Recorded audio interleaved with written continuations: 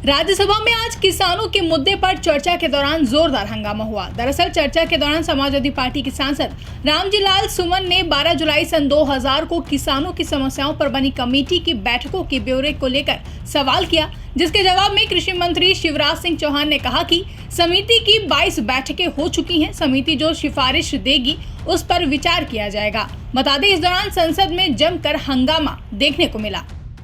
सभापति महोदय, मैंने जो सवाल पूछा था कृषि मंत्री जी से, उसका बिल्कुल भी उत्तर नहीं मिला है और ये सरकार किसानों की समस्याओं से बच के निकलना चाहती है। किसानों की समस्याओं पर गंभीर नहीं है। रामजी लाल सुमन जी, आपका सप्लीमेंट्री पूछिए। पूछ रहा हूं सर। हाँ, पूछिए सर। हमने पूछा ये था कि ये किसानों की समस्याओं पर 12 जुलाई 2000 को जो कमेटी बनी है उसकी कितनी बैठकें हुई हैं और उनकी कार्यसूची का ब्यौरा क्या है। माननीय मंत्री जी। सर मैं पूछने दीजिए सर ना मुझे। पूछ लिया आपने।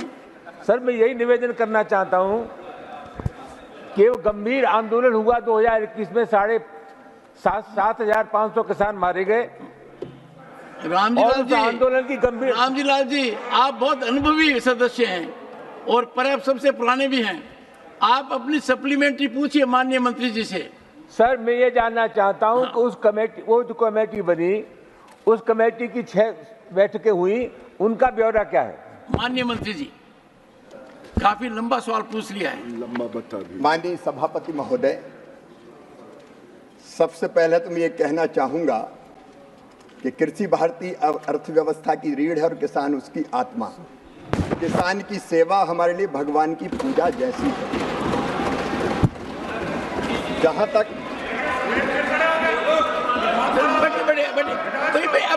बैठिए, आप बैठिए ना, मंत्री जी बोल रहे हैं। माननीय सभापति महोदय,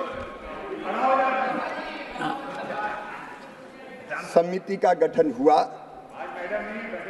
3 विशिष्ट उद्देश्यों के लिए।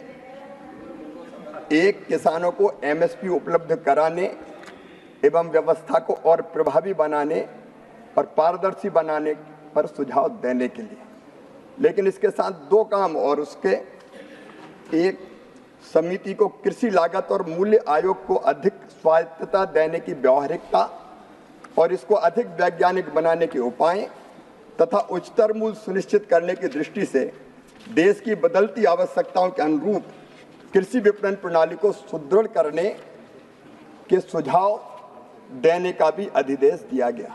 और इसके साथ साथ कृषि के विविधीकरण और प्राकृतिक खेती, उस पर भी ये समिति विचार कर रही है। जैसा कि माननीय सदस्य ने कहा, 22 बैठकें हो चुकी है। लगभग 22 जुलाई से अब तक 6 बैठकें और 35 उप समिति की बैठकें हो गई है। अभी समिति की रिपोर्ट नहीं आई। समिति अपना कार्य कर रही है और जैसे ही समिति अपनी रिपोर्ट देगी, सिफारिश करेगी, सरकार उस पर विचार करेगी। सेकंड सप्लीमेंट्री श्री रामजी लाल सुमन। महोदय, समिति विचार करेगी, बैठक होगी। ये जो अनिश्चितता का वातावरण है, आप पूछिए। ये अनिश्चितता का वातावरण कैसे दूर होगा। सभापति जी, ये जो किसानों को भगवान बता रहे हैं, मैं आरोप लगाना चाहूंगा कि इनको किसानों की समस्याओं से कोई देना देना। आप प्रश्न पूछिए रामजी लाल जी, प्रश्न सभापति जी, मेरा पूरक प्रश्न ये है कि ये जो न्यूनतम समर्थन मूल्य है, ये 1966-67 से शुरू हुआ और व्यवहार में बात यह, हम भी खेती करते हैं, कि किसान को कभी भी एमएसपी का लाभ नहीं मिला। सभापति महोदय, इसलिए किसानों ने मांग की कि एमएसपी को कानूनी गारंटी दी जाए। मैं सभापति महोदय, आपके आज्ञा से मैं कृषि मंत्री से जानना चाहूंगा, सीधा जवाब दीजिए, आप बचिए मत, कि आप एमएसपी को कानूनी गारंटी देना चाहते या नहीं देना चाहते। मंत्री जी, माननीय एक सेकंड। राम शिव से सवाल पूछ रहे हैं, बोलिए। भगवान राम ने कहा था, शिवद्रोही मम दास कहावा, सोनर सपनऊ मोहि न पावा। सरकार का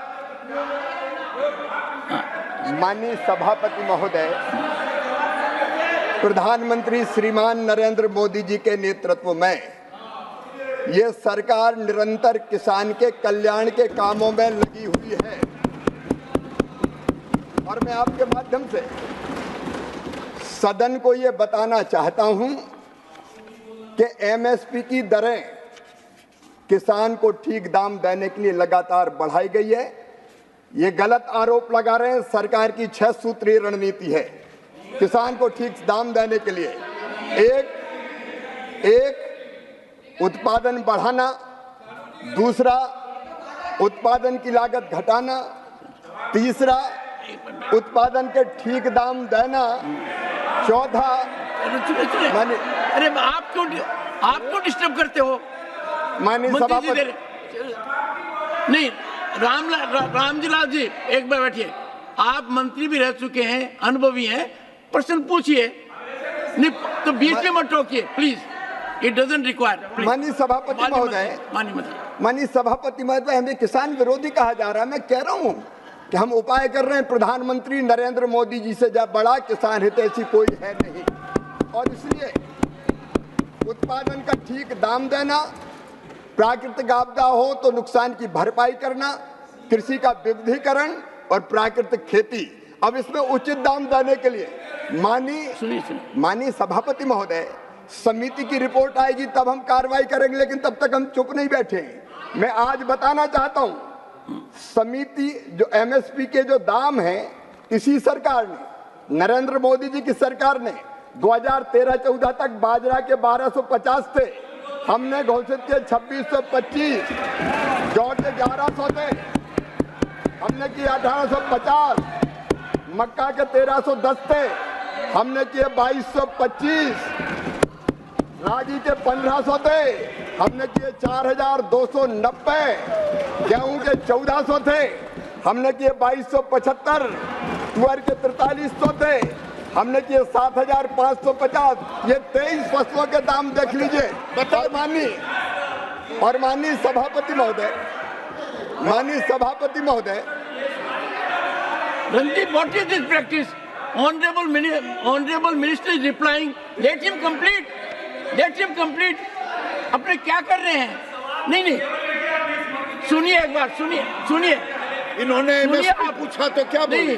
रणदीप जी, कम से कम इतना समय हो गया, मंत्री जी जवाब दे रहे हैं, जवाब को सुनिए। ये क्या कर रहे हैं? कितना बढ़ा है? रामजी लाल जी बैठिए।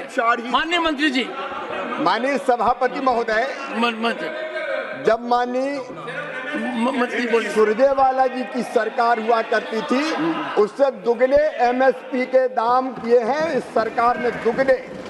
और एक निवेदन और करना चाहता हूं माननीय सभापति महोदय,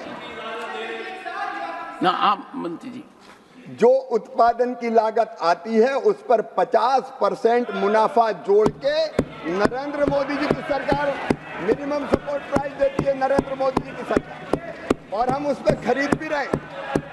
माननीय सभापति महोदय, मैं विनम्रता पूर्वक कहना चाहता हूं, विनम्रता पूर्वक, कि समिति की रिपोर्ट आएगी तब हम उचित फैसला करेंगे, लेकिन तब तक हम चुप नहीं बैठे हैं।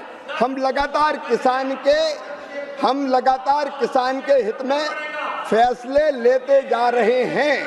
और केवल इतना नहीं, माननीय सभापति महोदय, प्रधानमंत्री किसान सम्मान निधि जैसी योजना, जिसमें सीधे 60,000 करोड़ रुपया हर साल किसानों को देने का काम यही सरकार कर रही है। माननीय सभापति महोदय, इतना ही नहीं, गेहूं की खरीदी बढ़ी है, किसानों की संख्या बढ़ी है, धान की खरीदी बढ़ी है, किसानों का नंबर बढ़ा है। और माननीय सभापति महोदय, 1,68,000 करोड़ रुपया फर्टिलाइजर पर सब्सिडी ये सरकार दे रही है। तो एक नहीं, ऐसे अनेकों कदम।